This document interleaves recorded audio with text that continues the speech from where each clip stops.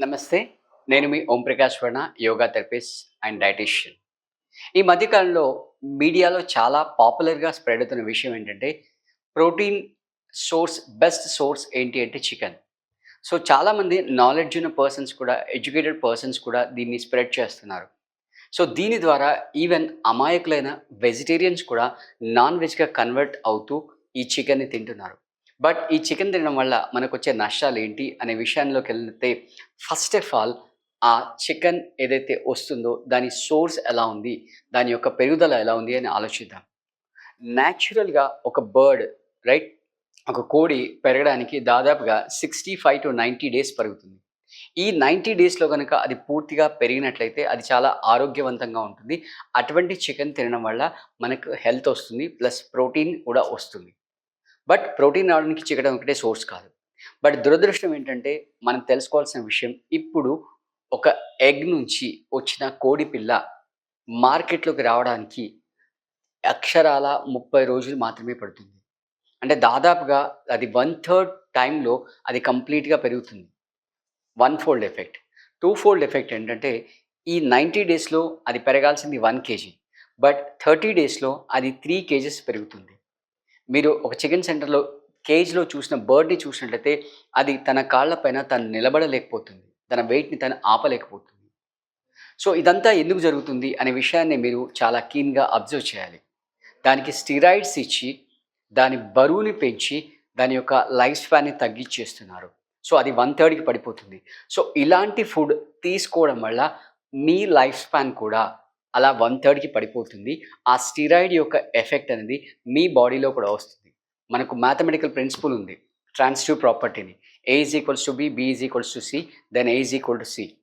So, ఆ steroids తిన్న కోడిని తినడం వల్ల ఇండైరెక్ట్‌గా ఆ స్టెరాయిడ్స్ డైరెక్ట్‌గా, ఇండైరెక్ట్‌గా ఆ స్టెరాయిడ్స్ అనేవి మన బాడీలోకొస్తున్నాయి. ఈ మధ్య కాలంలో చూస్తే అమ్మాయిలు 6, 7 ఇయర్స్‌కే మ్యాచ్యూర్ అయిపోతున్నారు. అబ్బాయిలు 6, 7 ఇయర్స్‌కే సెకండరీ సెక్షువల్ క్యారెక్టర్స్‌ని పొందుతున్నారు. రీజన్ ఏంటంటే ఈ ర్యాపిడ్‌గా పెరిగిన కోడి పిల్ల యొక్క చికెన్ తినడం వల్ల.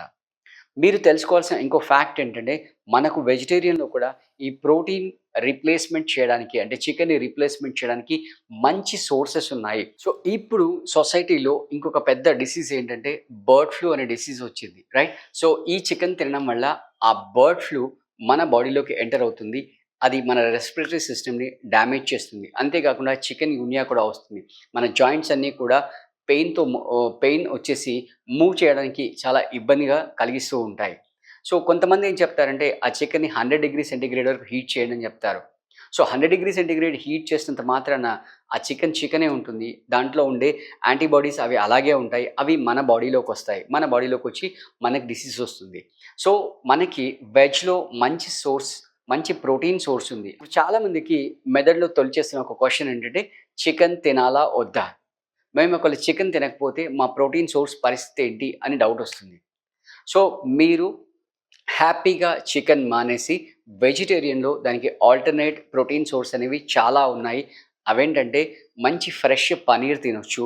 అదేవిధంగా మంచి సీడ్స్ ఉన్నాయి. రైట్? లైక్ ఫర్ ఎగ్జాంపుల్ ఈ పంకిన్ సీడ్స్ లేదా water melon seeds, sunflower seeds ఇవన్నీ కూడా రైట్? ఫ్లాక్స్ సీడ్స్ ఇవన్నీ కూడా మంచి ప్రోటీన్ సోర్స్.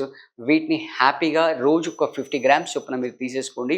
సో, మీ బాడీకి కావాల్సిన ప్రోటీన్ హ్యాపీగా వస్తుంది. అంతేకానీ చికెన్ నుంచే ప్రోటీన్ వస్తుంది అనే భ్రమ నుంచి మీరు బయటికెళ్ళండి.